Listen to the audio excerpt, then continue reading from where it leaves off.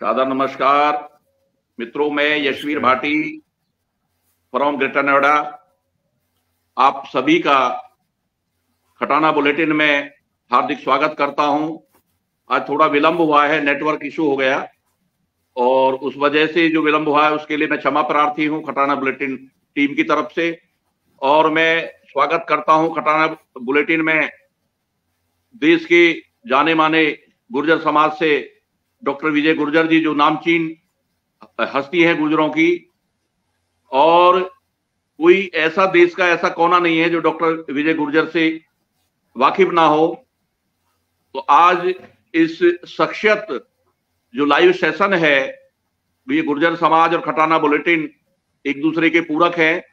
तो मैं पुनः हार्दिक स्वागत करता हूं डॉक्टर साहब का। डॉक्टर विजय गुर्जर जी, आप हरियाणा से हैं, कटेसरा गांव है आपका, और तकरीबन 12 वर्ष आप देश के सबसे चोटी के जो मेडिकल साइंस का इंस्टीट्यूट है, AIIMS, all India medical institute, उसमें आप सेवारत रहे हैं।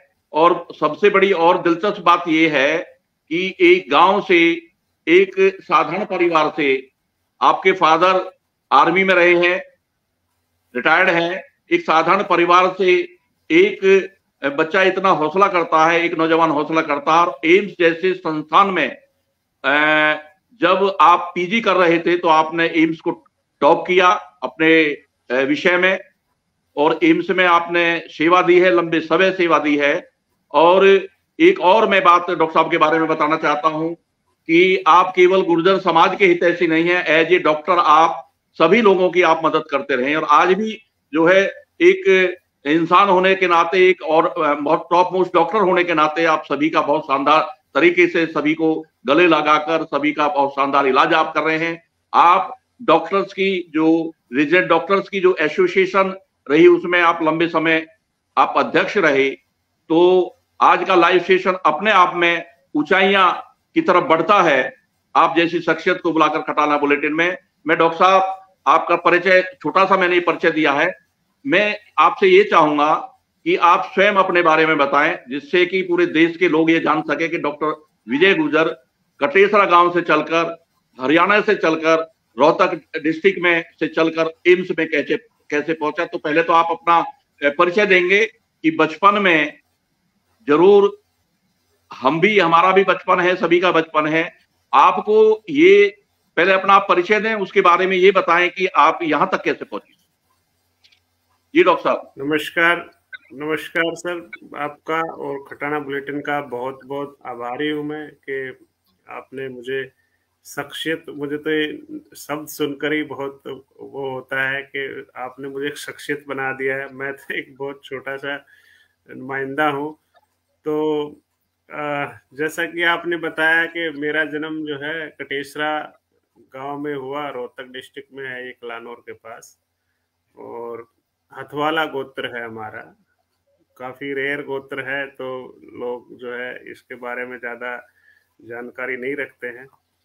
तो ऑफिशियली जो है विजय कुमार ही नाम रहा हमारा। जो तो फोर्थ क्लास तक, चौथी क्लास तक जो है मैं गांव में ही पढ़ा। उसके बाद हमारे पिताजी जो है उन्होंने हमें भिवानी में शिफ्ट कर दिया कि थोड़ा बच्चों की एजुकेशन बेहतर हो। भिवानी शहर पड़ता है एक रोहतक के पास में ही, मतलब एक भिवानी भी डिस्ट्रिक्ट है हरियाणा में। वहाँ पे हलवाशिया बाल विद्या मंदिर है, उसमें मतलब जो टेस्ट हुआ वहाँ, तो टेस्ट क्वालिफाई हुआ। तो जो हमारे गांव से निकलकर एकदम से हम वो इंग्लिश वाले उसमें गए, तो शुरुआत में काफ़ी दिक्कत आई। और फादर हमारे जो है आर्मी में सिपाही के तौर पर भर्ती हुए थे, तो धीरे धीरे प्रमोट होते हुए वो जो है ऑनरी ऑनरी कैप्टन से रिटायर हुए हैं। उन्होंने भी फौज में काफ़ी मेहनत की है, और यही उन्होंने हमेशा जब भी छुट्टी आते थे तो आप समझ सकते हैं कि एक फौजी आदमी बच्चों पर जो है उसका वो सबसे बड़ा जो एक रहता है कि मेरे बच्चे कामयाब हो जाएं। उनकी जो है वो इसीलिए इतना कष्ट उठाते हैं देश की सेवा के लिए। वहाँ पे इतने जो बॉर्डर पर ग्लेशियर में वहाँ रहते हैं, इतनी दुर्गम जगहों पर, उनके विचारों में जो है पहले देश उसके बाद में अपने बच्चे परिवार आता है, तो वहाँ पर भी उनके मन में चिंता रहती थी कि बच्चे कैसे पढ़ रहे हैं। और कई कई बार 3-3 महीने बाद जो है उनका पत्र हमारे पास आता था। तो आजकल जो पीटीएम और ये सब हो रही है, जो अब तो बहुत जमाना बदल चुका है, तो हमारे समकक्ष जो बच्चे होंगे उनका सबका लगभग यही बचपन रहा है, जैसा कि आपने बताया।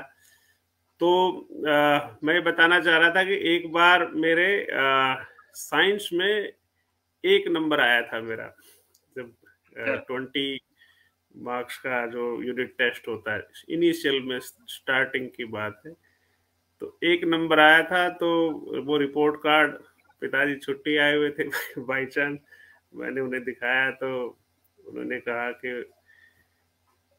पहली बार मुझे याद है कि जो है उन्होंने मुझे डांटा कि तू वहीं पे अपने टीचर की कुर्सी पे सिर मार के ही क्यों नहीं मर गया, तू कैसा मतलब बच्चा है, तू साइंस साइड में एक एक नंबर लेके आया है, हम तुझे जो है क्या क्या सपने देख रहे हैं।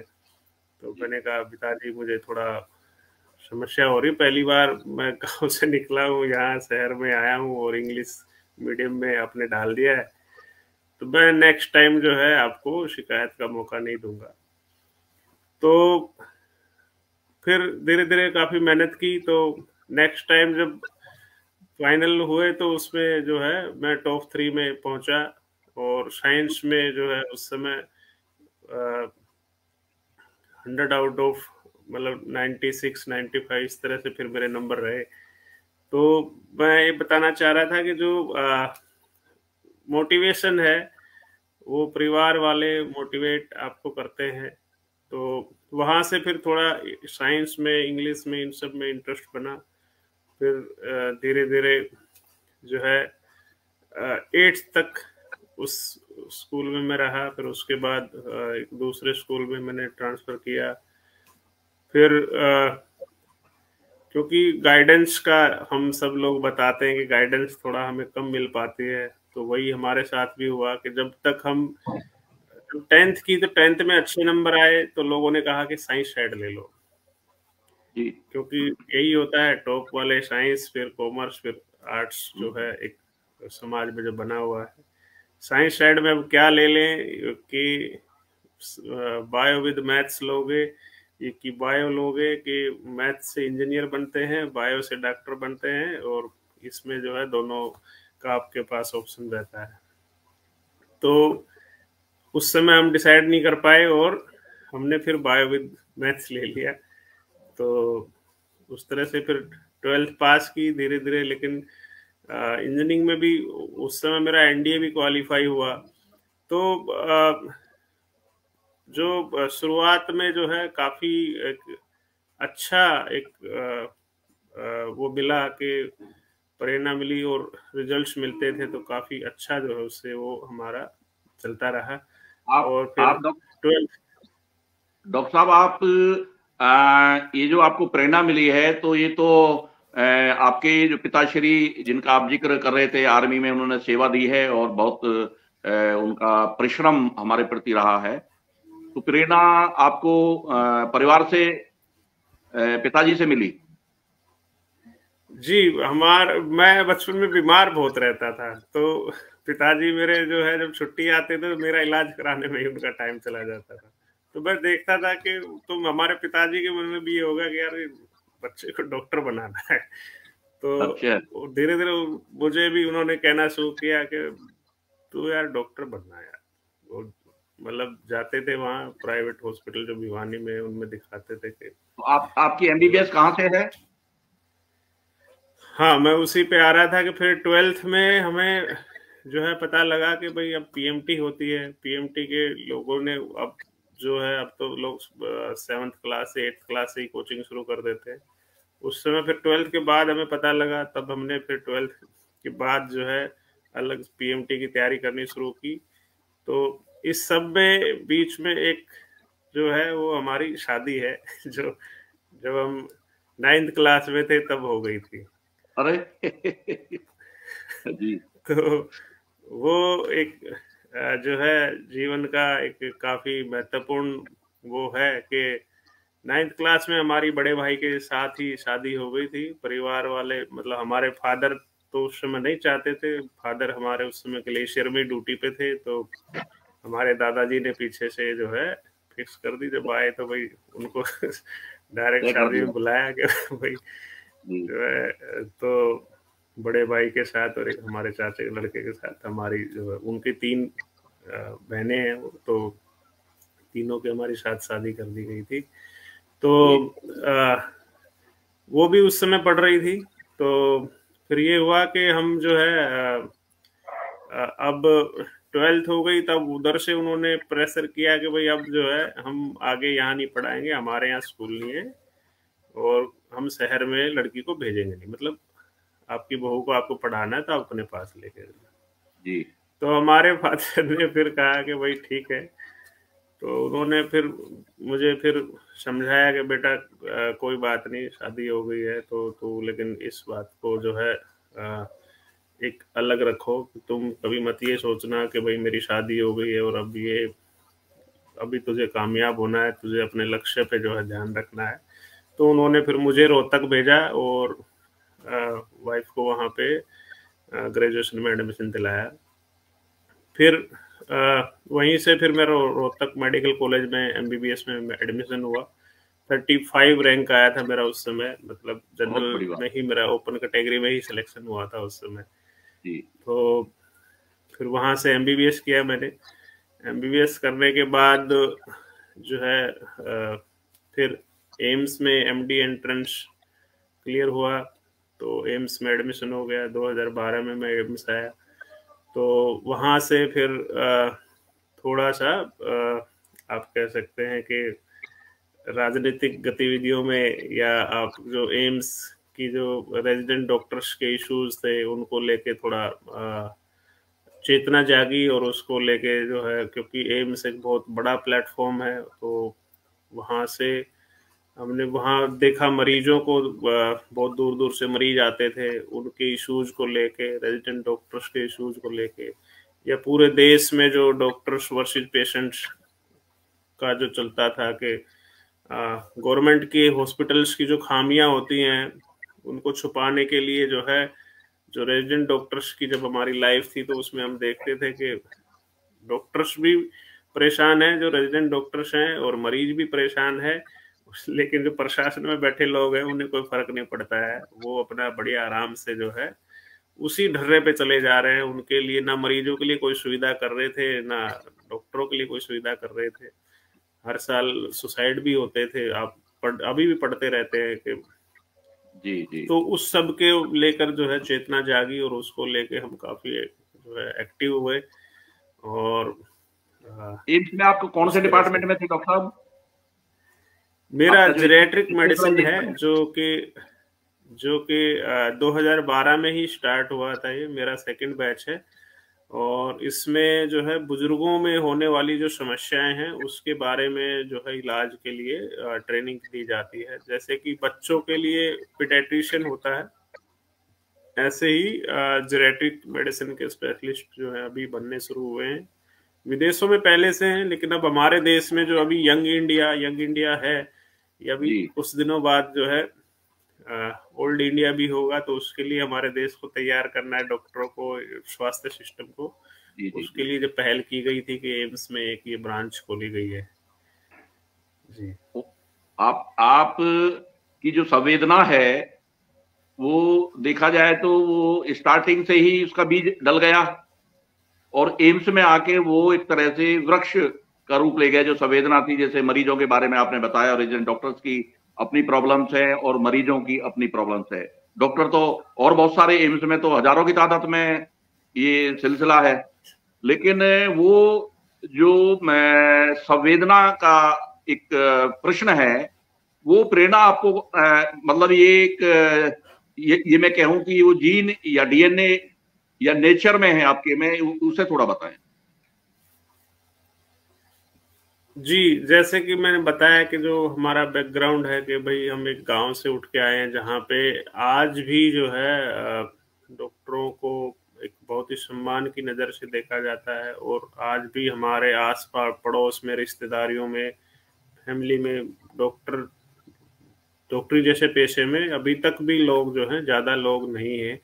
अभी भी हमारे गांव में या परिवारों में लोग जो है डॉक्टरों को एक बहुत हायर क्लास में, या समझो कि उसमें मानते हैं कि ये बहुत ही अलग हैं और पता नहीं ये कैसे रहते हैं, क्या करते हैं। तो एक दूरी है, एक जो दोनों के बीच में, वो हमने महसूस की है। और लेकिन जब हमने देखा कि मतलब हमारे पास जो मरीज आता है वो खेत किसान वहाँ से आता है, वो अपने उसके जो पसीने से या उससे हमें बदबू नहीं आती है। हम समझते हैं कि ये जैसे हमारे गांव में हमारे माँ बाप, हमारे दादा दादी जो है जैसे आते हैं, वैसे ही ये वहीं से उठ के आए और कैसे कैसे ये यहाँ तक पहुँचे हैं। तो इनको एक तसल्ली बख्श जो है इनका देखा जाना और इनकी बीमारी का निदान करना। और उससे आगे पीछे जो हम देखते हैं कि एम्स में खासकर मैंने देखा ये कि एक मरीज जब आता है इलाज कराने के लिए, तो उसके पीछे कितना बड़ा एक वो रहता है चिंता, वहाँ रहने की, खाने की, पीने की, दवाई की, पैसे की। और एम्स में ज़्यादातर लोग जो है पूर्वांचल क्षेत्र से काफ़ी लोग आते हैं। उनका मैं देखा करता था कि वो बेचारे अपने बच्चों के इलाज के लिए जो है बाहर वहीं पे कुछ मजदूरी वगैरह करना शुरू कर देते थे, कुछ ऑटो में, कुछ रिक्शा, रेडी, उस तरह की चीज़ें लगाना शुरू कर देते थे। तो उनको देख के जो है काफ़ी एक एहसास होता था कि इनके लिए कुछ करना चाहिए। तो समय समय पर जहाँ मौका लगा उनके लिए हमने आवाज़ उठाई और प्रशासन ने भी वो जायज़ मांगों को हमारी जो है बहुत जगह तक पूरा भी किया। और वही कोशिश चलती रही कि जी जी जी ये जैसा देश भर में लोगों से सुनने में आता है कि आपकी बचपन की संघर्ष गाथा, गांव से निकलकर भिवानी आए, भिवानी में भी संघर्ष रहा और आपने बताया कि साइंस में 1 नंबर आया। उसके बाद पिताजी ने जो है एहसास कराया और प्रेरणा दी कि और आप फिर जो है टॉप 3 में आप आ गए। वो संघर्ष और आगे बढ़ा है और बढ़ते बढ़ते एम्स में जो उसका रूप और स्वरूप जो लोगों से भी सुनने में आया है कि देश भर के लोग जब एम्स की बात होती थी तो वो डॉक्टर विजय गुज्जर जी, तो ये कैसे जो है सब कुछ आप कर पाए? मतलब आपको शायद इस बात का अंदाजा नहीं होगा, लेकिन एम्स का मतलब आप तो आज इसमें नहीं है, प्राइमस हॉस्पिटल में है, एचओडी हैं आप, जो चाणक्यपुरी दिल्ली में है। और वहां भी आप जो है बहुत आपका शानदार नाम सुनने में आता है। तो एम्स का मतलब डॉक्टर विजय, जो हम सुनते थे, ये आप कैसे कर पाए? आपको अंदाजा नहीं होगा, लेकिन बाहर जो लोगों से हम सुनते हैं और सभी लोग ये कहते हैं कि नहीं, डॉक्टर विजय गुजर तो मेरे मित्र हैं। कोई ऐसा नहीं मिला कि डॉक्टर विजय गुजर को मित्र ना बताता हो। तो ये सब कैसे कर पाए? हाँ, ये सब तो भगवान का और आप जैसे लोगों का ही आशीर्वाद है, समाज का आशीर्वाद है। जैसा कि आपने बताया कि और जैसा कि हम भी महसूस करते हैं कि हम अपने अपने गांव में तो बहुत बाहुल्य में हैं, गुजर हैं बहुत सारे। लेकिन जब हम बाहर निकलते हैं तो इक्का दुक्का ही मिलते हैं। तो जब हम एम्स में आए तो एम्स में बहुत गिनती भर जो हैं लोग हैं जो कि यहाँ पे हैं। तो अब जैसे मुसीबत के समय एम्स जैसी जगहों पे मतलब इवन जो हम डॉक्टर होते हैं, हमारी हिम्मत नहीं होती घुसने की अगर आप एम्स में नहीं है तो। बहुत जी एम्स के नाम से इतना डर लगता है लोगों को। तो धीरे धीरे लोगों को हमने थोड़ा गाइड करना शुरू किया उनकी जो है, क्योंकि एम्स में ऐसा नहीं है कि बहुत ही वो है, बहुत चीज़ें स्ट्रीमलाइन हो गई हैं। बहुत इलाज जो है एम्स में एक अव्वल दर्जे का है ही, इसमें तो कोई डाउट नहीं है। लेकिन ऐसा नहीं है कि सिर्फ वीआईपी लोगों का ही या बिना जान पहचान के कोई इलाज नहीं होता है। तो ये जो भावना थी लोगों में कि भाई एम्स में तो जाएंगे नहीं, कोई जानकारी होगी तो ही हम जा पाएंगे, तो वो हम लोगों को एक छोटा सा एक सहारा मिल गया कि हाँ, वहाँ डॉक्टर विजय गुजर हैं, उनसे आप मिलिए। तो उनसे बहुत बार फोन पे बातचीत होके या किसी को हमारे पास आना होता था तो उससे मिलके जो है हम उनका थोड़ा जितनी मदद हमारी तरफ से हो पाई कर पाए। तो मैं इसमें ये कहने में शायद कोई दो राय नहीं लग रही कि और एम्स के बाद आप अब आजकल प्राइमस में एचओडी हैं, तो फिर एम्स के बाद उधर प्राइमस में पहुंचने का भी कोई कारण रहा होगा, कोई तो वजह रही होगी कि इतनी बड़ी देश के नामचीन एक मेडिकल साइंस की, मतलब वर्ल्ड में नाम है एम्स का, तो एम्स से आप फिर प्राइमस में गए, इसके बारे में कुछ जानकारी दे पाएंगे? जी, एम्स में मैं 3 साल मैंने एमडी का कोर्स किया, फिर एसआरशिप की, फिर उसके साथ बाद मैं असिस्टेंट प्रोफेसर रहा। उसके बाद जो है किन्हीं कारणों से मैं जो है अब मुझे जो है सरकारी सिस्टम छोड़ना पड़ा और अब प्राइवेट में हूँ मैं, प्राइमस हॉस्पिटल चाणक्यपुरी में, और अभी आपके क्षेत्र में ही शिफ्ट हो गया हूँ, ग्रेटर नोएडा में। अच्छा, ग्रेटर नोएडा में आप? कर्म भूमि जो है अब ग्रेटर नोएडा बनाने का जी विचार है कि यहाँ पे समाज की संख्या बहुत ज्यादा है, तो हम चाह रहे हैं कि समाज की सेवा जो है हम यहाँ कर पाए। या ग्रेटर नोएडा आकर कैसा लग रहा है आपको? बहुत अच्छा लग रहा है, आप जैसे अच्छे लोगों का सानिध्य मिल रहा है, और समाज तो यहाँ है ही कि उसमें आपको जो है कोई और हर कोई आदमी सपोर्ट करता है, जो भी अनजान लोग मिलते हैं वो भी सपोर्ट करते हैं। जो आप जो बता रहे थे कि भाई आपका ऐसे कैसे नाम हो गया या जो इतना कैसे वो हो गया, उसके पीछे एक कारण ये है कि जो हमारी बिरादरी है, गुजर बिरादरी, वो एक ऐसी बिरादरी है कि उसमें आप और हम जो है अगर आपको पता लग गया कि ये सामने वाला गुजर है, तो आप अपने आप ही एक फेविकोल का जोड़ जो है आपका जुड़ जाता है।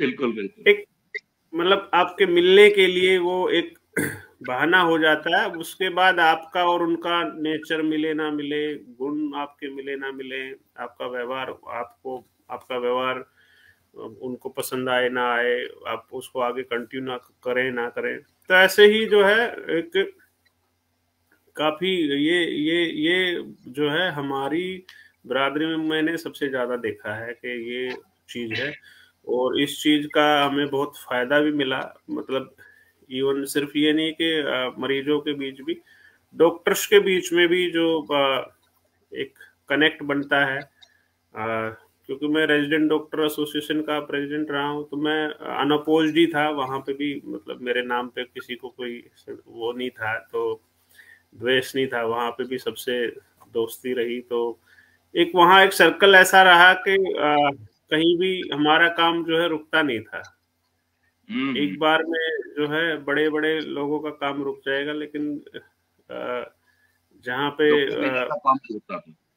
ईश्वर के आशीर्वाद से हमारा जो है काम मतलब कहीं फिर रुकता नहीं था। मतलब किसी पे तो करवाने वाला तो ईश्वर ही होता है, वही आपको प्रेरणा देता है, वही आपको संदेश देता है कि भाई उसके हम एक माध्यम बनते थे उसमें। तो वो ईश्वरीय कार्य जो है निस्वार्थ होते थे, कोई कभी किसी से कोई हमने किसी तरह का कोई फेवर या कोई पैसा या उस तरह की चीजें हमने ली नहीं किसी से, तो निस्वार्थ भाव से ही करते थे। और बिल्कुल अनजान लोगों के कई बार तो बिहार से या कई ऐसी जगहों से फोन आ जाते थे और उनका काम जो है ऐसे चुटकियों में हो जाता था। मैं आज तक भी उनसे नहीं मिला हूँ। तो वो सब ऊपर वाले का ही जो है मैं मानता हूँ कि उनका ही काम था, उन्होंने जो है हमारे माध्यम से उसको करवाया, और जितना उन्होंने करवाना था उतना हमसे करवाया। डॉक्टर साहब, वैसे आमतौर पे देखा जाता है मेडिकल लाइन के जो लोग हैं, जो भी मतलब डॉक्टर्स हैं या नर्सिस है या मेडिकल स्टाफ है, मोस्टली उनके अंदर एक पेशेंस, एक सहजता, एक सरलता दिखती है। लेकिन आप में कुछ और एक कदम आगे, ये आप में कहाँ से आई है? मतलब आपकी फैमिली में मदर हैं, फादर हैं, दादा हैं, क्योंकि वो जेनेटिक जरूर होता है, अनुवांशिक गुण तो आते ही हैं, तो वो कहाँ से जो है आपके अंदर आया है? जैसे अभी आप निस्वार्थ भाव की बात कर रहे थे। ये जो है आप इसमें कह सकते हैं कि हमारे जो दादाजी थे, स्वर्गीय श्री भोले राम जी, वो उनका जो नेचर था वो हर किसी से जो है बना के चलते तो जी जी। तो ये मतलब पूरे हम ये गांव कहेंगे कि जी जी, पूरे कहिए गांव डॉक्टर। में, क्षेत्र में उनकी किसी से कोई दुश्मनी नहीं होती थी, और राह चलते इंसान को भी अगर कुछ वो हो गया, मदद की जरूरत हो गई, तो वो करते थे। वही सब देख के हमें भी लगा के जो है अ, जो बंदे कमाने, मतलब कि आप पैसा कमाने की बजाय इंसान कमाओ, जो रिश्ते कमाओ, जो कि भविष्य में जो है आपको एक चेन बनेगी और वो काम आएगी। ये आपको वंशानुगत जो है अश्क जो है आपके अंदर कहे जाएंगे कि वो आपके मतलब पीढ़ियों से ये आपके अंदर ये चीजें आई हैं। अब कामयाबी का आप क्या लेवल ये मानते हो कि आप आज एचओडी हैं प्राइमस में, और अभी तो आप यंग हैं, मुझसे तो यंग है कम से कम। और जी जी जी। एक एक बात आपने बहुत दिलचस्प बताई कि 9वीं क्लास में थे शादी हो गई, तो कभी जो है मैडम की तरफ से कोई शिकवा शिकायत कि आप जो है बाहर पढ़ने चले गए या ऐसा कुछ? देखिए, उस तरह की चीजें तो उस समय, क्योंकि उनकी भी पढ़ाई चल रही थी और हमारा भी कोर्स चल रहा था। एमबीबीएस का एक लंबा कोर्स होता है, जिसमें कि कई बार जो है उनके मन में या उनके परिवार के मन में भी ऐसी दुर्भावना भी आ जाती थी कि भाई कहीं ऐसा ना हो कि ये जो है एमबीबीएस करने के बाद ये तो डॉक्टर बन जाएगा, और ये तो हो सकता है कि कहीं वहीं पे कोई शादी कर ले। इस तरह हाँ, की ये भी चीजें कई बार उनके दिमाग में आती थी कि जो, और उनके नहीं आती थी तो और पड़ोस में लोग आके बोल देते थे कि भाई डॉक्टर्स का तो थोड़ा जो है, और ऐसे केस हुए भी हैं, लोगों ने देखे हैं, तो जी उनके जी एग्जाम्पल देके लोग जो है। बट एक जी। उनका काफी सपोर्ट रहा जिंदगी में, जो है उन्होंने कभी ये कहिए कि जो हमारी दो बेटियां हैं उनको लालन पोषण में या उनमें आपकी उनकी तरफ से। आपकी दो दो बेटियां हैं? जी जी, दो बेटियां हैं। तो अब जो तो बाकी इसमें मैं कहूँगा कि मेरे बड़े भाई का और भाभी जी का बहुत योगदान रहा है। जी जी उन्होंने, हम दोनों, मतलब हम तो दोनों ही पढ़ रहे थे, जी तो वो हमेशा जो है उनका साथ रहा कि वो अ, आज भी जॉइंट फैमिली है हमारी, तो साथ ही उन्होंने हमेशा जो है उसमें साथ दिया कि परिवार में, मतलब कभी इस चीज़ को हमारे कैरियर के बीच में आने नहीं दिया, बच्चों को या जो फैमिली रिस्पॉन्सिबिलिटीज है जो, तो जी। उसका एक फायदा हुआ। मैं कि बड़े भाई थे तो उन्होंने पूरा संभाला उस चीज को। आपने बहुत ही सुलझी हुई विचारों से अपनी पूरा एक तरह से कहते हैं ना कि ऑटोबायोग्राफी बताई है, और सारा सब कुछ एक संदेश।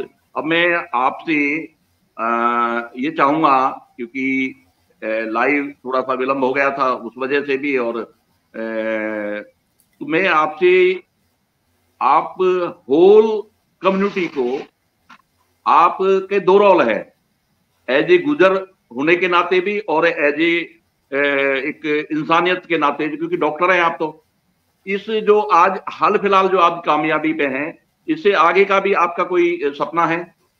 संदेश से पहले ये और जानना चाहूंगा मैं। इससे आगे का सपना जो है, आज मैं मेरे पिताजी से भी बाई चांस से डिस्कस कर रहा था कि जी मेरा एक सपना है कि मैं अभी इस क्षेत्र में आया हूँ यहाँ पे, तो एक हमारे समाज का यहाँ पर कोई अच्छा बड़ा एक तो अस्पताल या जी। संस्थान हम कहें, मतलब उसमें मेडिकल कॉलेज या यूनिवर्सिटी बहुत जो बढ़िया। है उसका मेरा एक सपना है कि यहाँ पे इतनी सारी ग्रेटर नोएडा को जो है नॉलेज हब है, मतलब एजुकेशन का हब है, लेकिन हमारे समाज का यहाँ पर मतलब जीएल बजाज है, गलगोटिया है, शारदा है, ये है वो है, लेकिन हमारे समाज की जमीन पर है सब ये।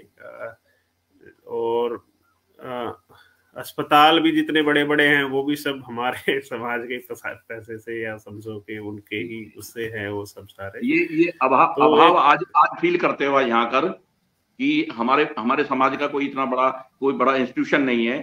तो ये आपका सपना है, ये बहुत शानदार आपने बात। अब आप होल कम्युनिटी जो यंगस्टर है, खासतौर से जिनको मेडिकल लाइन में आना है या और दूसरी फील्ड में उनको अपनी कामयाबी, क्योंकि आज ये लाइव जो है एक सक्सेस पर्सनालिटी के साथ हो रही है, आप क्या संदेश देना चाहेंगे होल कम्युनिटी को? होल कम्युनिटी का जैसा कि सब लोग जो है, वैसे तो सब हमसे ज़्यादा ही समझदार हैं, लेकिन फिर भी जो है हमारी एक मन की इच्छा है कि लोग जो है यहाँ पर एजुकेशन में और जो जिस भी लाइन में बच्चा जाना चाहता है उसके लिए ऑप्शंस देखें। और उनको अब मैं देखकर काफ़ी अच्छा भी लगता है कि अभी बच्चे जो हैं हर क्षेत्र में आगे बढ़ रहे हैं। बहुत से आप सरकारी नौकरियों में या खेलों में हर जगह जो है अभी बच्चे आगे बढ़ रहे हैं। आप ग्राम पुस्तकालय की जो ग्राम पाठशाला है उसकी मुहिम देख लें, या बहुत सी चीज़ें हैं जो आजकल जो है हमारे समाज के लोग उसमें लीडरशिप भी ले रहे हैं। तो वो बहुत अच्छा लगता है कि लोग जो है आगे बढ़ रहे हैं और समाज के बारे में सोच रहे हैं। और एक चीज़ इसमें मैं ये भी जोड़ना चाहूँगा कि जब यहाँ से बाहर निकलते हैं लोग तब आपको एक्सपोजर होता है। जब तक लोग यहीं पे रहते हैं तो वो कुएं के मेंढक की तरह रहते हैं, उन्हें लगता है कि हम तो बहुत जो है हम ही सब कुछ है। लेकिन जब वो बाहर निकलते हैं और बाहर जो भेदभाव और सामाजिक भेदभाव आप फील करते हो वहाँ पे कि आपका वहाँ पे कोई नहीं है। संस्थाओं में जब आप जाते हो तब आपको पता लगता है कि वहाँ पे कोई नहीं है आपका, वहाँ पे अपने दम पे करना है। और अभी बहुत कुछ करना है, अभी बहुत कुछ करना है। अभी तो शुरुआत भर है, आप ये कहना चाहेंगे? अभी तो शुरुआत भर है। अभी जो लोग यहाँ रह रहे हैं, यहाँ तो अपना गढ़ है, भटनेर जिसे आप बोलते हो कि भाई यहाँ तो लोगों को जो है भाटी नागर और जो है हमारा समाज जो है यहाँ पे बहुत ज़्यादा उस तादाद में है, तो हमें फील नहीं होता है। लेकिन जो है बाहर जब आप निकलते हैं तो काफ़ी चीज़ें जो हैं आपको फील होती हैं कि हम अभी हमारे समाज को बहुत कुछ करने की ज़रूरत है। और उसी में मुझे विश्वास है कि हमारे युवा जो है उस दिशा में अभी अग्रसर है और धीरे धीरे जो है वो इस जो रिक्त स्थान है उसको, जो हमारे अंदर टीस है, उसको दूर करेगा। और जी पीछे अभी राजस्थान में पीछे 46 लोग आरएएस में आए, तो ये बदलाव तो है जी, तो आप इसको कैसे देख रहे बहुत हो? बड़ा बदलाव है, बहुत बड़ा बदलाव है। और ये बदलाव आज से आने वाले 10 साल बाद जो है आपको बहुत ही ज़्यादा बड़ा बदलाव दिखेगा ये। और वहाँ से वो बच्चे कामयाब हो गए, उनकी पीढ़ियाँ जो हैं, जब आप ऐसी जगहों पर पहुँचते हैं तो आपकी पीढ़ियाँ जो हैं सुधर जाती हैं, संवर जाती हैं। और आपको एक फिर देश दुनिया में भी आपको फिर कोई प्लेटफॉर्म देने से मना नहीं कर सकता है। आपको बिल्कुल वो प्लेटफॉर्म आपका बिल्कुल। होगा। ये आज खटाना बुलेटिन और मैं स्वयं गौरवान्वित हूँ। और भाई डॉक्टर संजय खटाना जी, जिनका ये न्यूज पोर्टल है, समाचार चैनल है, और ये मौका, ये अवसर समाज को दिया है, तो वो भी इसके लिए आभारी हैं। पूरे समाज की तरफ से मैं उनको भी आभार व्यक्त करता हूं। और डॉक्टर साहब आपका बहुत अपने की मतलब बिजी शेड्यूल से, मैं आपसे जब दिन में बात कर रहा था तो वो कह रहे कि मैं घर पहुंचने वाला हूं, तो बिजी शेड्यूल में से ये जो टाइम आपने निकाला है और समाज के नौजवानों को जो संदेश दिया है, निसंदेह ये एक बड़ा मैसेज होगा। और मैं पुनः धन्यवाद करते हुए सभी का, जो भी जुड़े हैं, इस लाइव सेशन में जुड़े हैं, जितने भी श्रोता हैं, उन सभी का आभार व्यक्त करता हूं। और इस लाइव सेशन को कल शाम को 7 बजे फिर एक लाइव सेशन है, उसमें सभी लोग निरंतर जुड़ते रहें और समाज के बारे में, समाज की निर्माण के बारे में, समाज की तरक्की के बारे में ये जो अभियान है डॉक्टर संजय खटाना जी और तमाम टीम है खटाना बुलेटिन की, सभी इसमें लगे हुए हैं, तो सभी इसमें आगे बढ़ते रहें। बहुत बहुत धन्यवाद, बहुत बहुत आभार। यही कहेंगे कि जय पथ जय हिंद। मैं आपको यहाँ पर बहुत बहुत आपका और खटाना बुलेटिन का बहुत बहुत धन्यवाद। और मैं, जैसे कि समाज में जो छोटी छोटी मुहिम चल रही हैं, हम सब आप मिलकर जो है आप इन अच्छी मुहिमों से जुड़िए। जैसे Gujjar welfare and education trust जो है, वहाँ से बच्चों को मदद दी जा रही है, बच्चों को छात्रवृत्ति दी जा रही है। और ग्राम पाठशाला जैसी मुहिम है, उसमें जो है गांव-गांव में जाके लाइब्रेरी बनाई जा रही है। तो इन सब छोटी-छोटी मुहिमों से जुड़िए और जो है कि हमारे समाज को, देश को, दुनिया को जो है आगे ले जाने का काम करिए। बहुत-बहुत धन्यवाद सर, आपने जो है मुझे